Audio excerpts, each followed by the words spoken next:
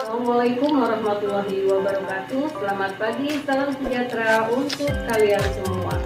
Hai anak pintar, bagaimana kabarmu hari ini? Mudah-mudahan sehat selalu. Nah anak-anak, kita ketemu lagi dengan Ibu Wiwit. Kita akan belajar tentang tema 8, subtema 3, pembelajaran 4. Nah sebelum belajar silakan kalian siapkan dulu buku dan alat tulisnya. Dan tidak lupa kita berdoa bersama. Berdoa dimulai. Mulai belajarnya yaitu sekarang pembelajaran 4 ya. Keragaman usaha ekonomi ini akan menimbulkan keragaman sosial dalam masyarakat. Nah, bagaimana kita harus bersikap? Nah, di sini perhatikan ya.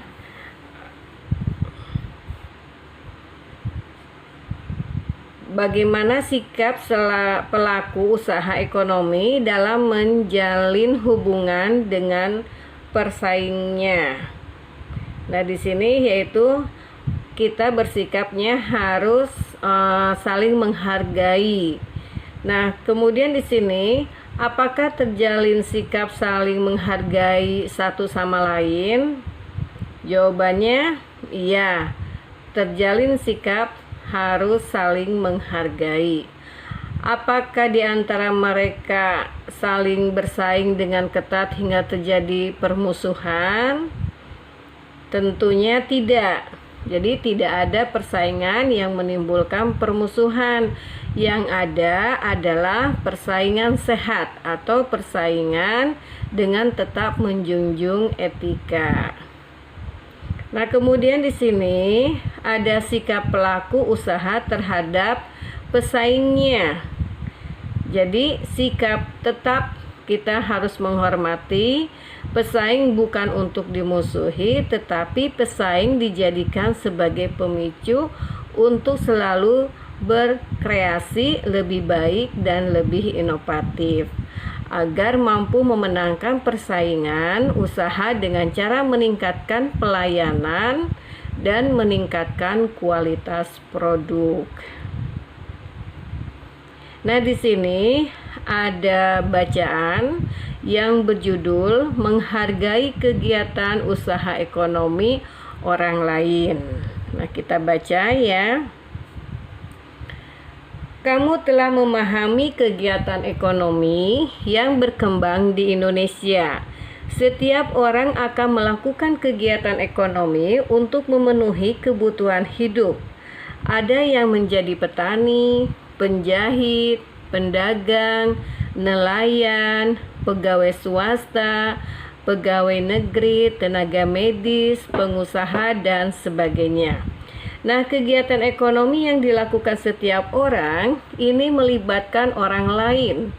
Keterlibatan orang lain dapat dilihat dari kegiatan produksi, distribusi, dan konsumsi. Pada kegiatan produksi, orang yang terlibat adalah tenaga kerja. Pemakaian tenaga kerja dimaksudkan untuk memperlancar kegiatan produksi.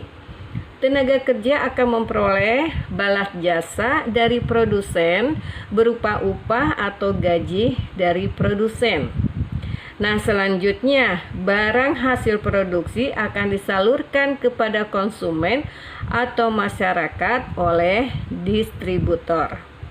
Dari kegiatan penyaluran barang tersebut, distributor akan memperoleh keuntungan. Contoh distributor adalah agen, pedagang besar, dan pedagang eceran.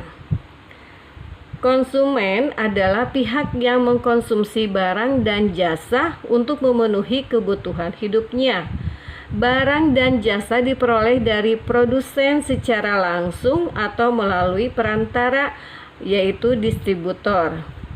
Ketiga pelaku kegiatan ekonomi tersebut, produsen, distributor, dan konsumen, akan saling berhubungan membentuk arus diagram ekonomi. Nah, jadi setiap pelaku kegiatan ekonomi memiliki peran yang saling menguntungkan. Menurut kodratnya, manusia berperan sebagai makhluk sosial dan makhluk ekonomi. Sebagai makhluk sosial, manusia akan berhubungan atas berintegrasi dengan manusia lain. Sedangkan sebagai makhluk ekonomi, manusia akan melakukan kegiatan ekonomi untuk memenuhi kebutuhan hidupnya. Dalam kehidupan sehari-hari, baik sebagai makhluk sosial maupun makhluk ekonomi, kehidupan sehari-hari baik sebagai makhluk sosial maupun makhluk ekonomi, manusia hendaknya memiliki etika moral.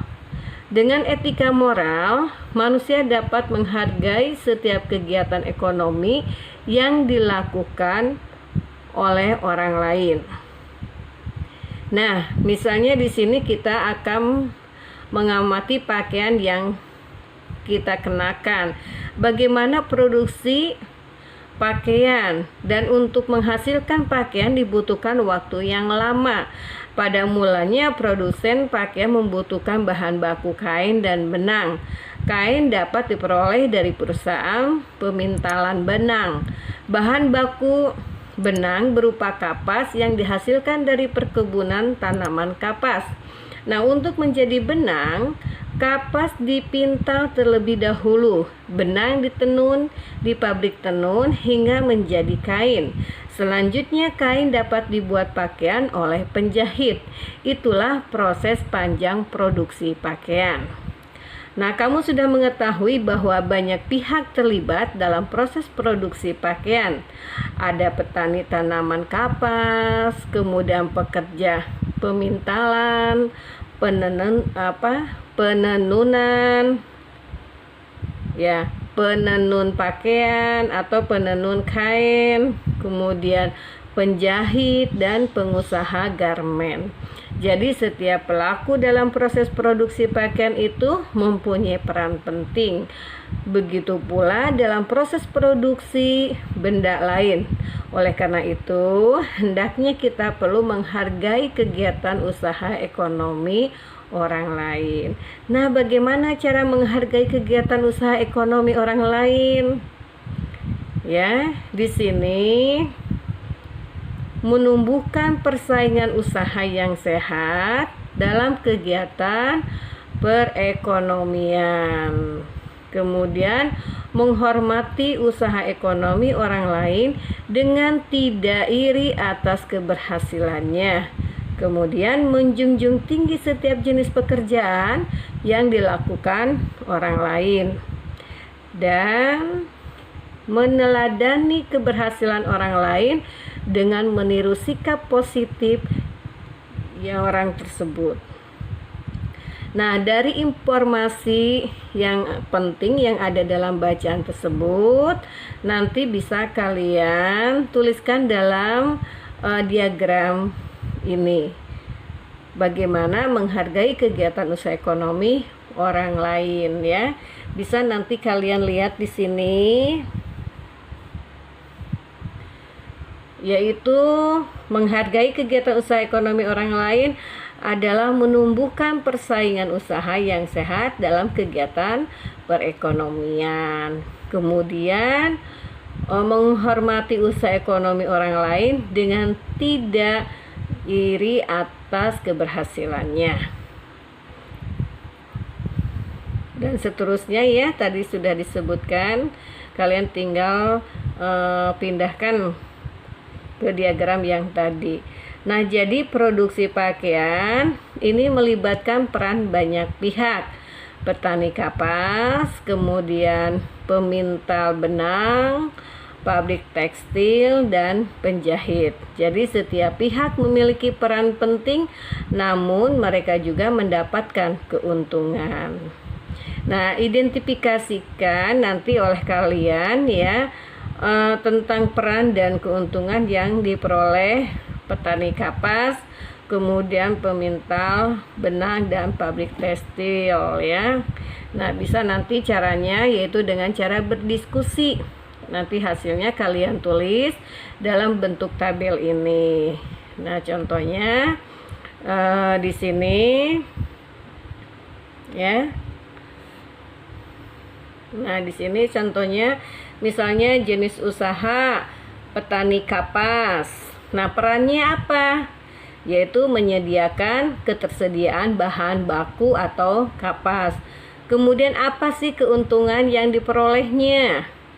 Yaitu keuntungan dari penjualan bahan baku atau kapas berupa uang ya.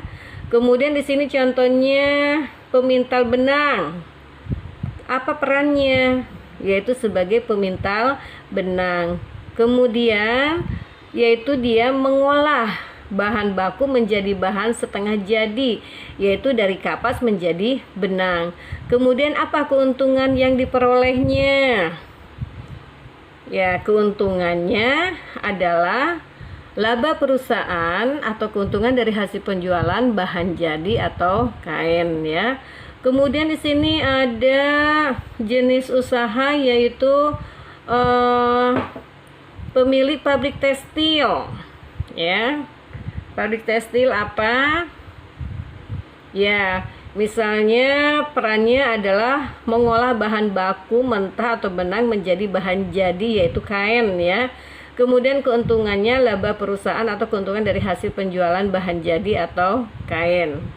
Kemudian juga di sini ada pegawai pabrik tekstil ya, yaitu perannya adalah memperlancar kegiatan produksi.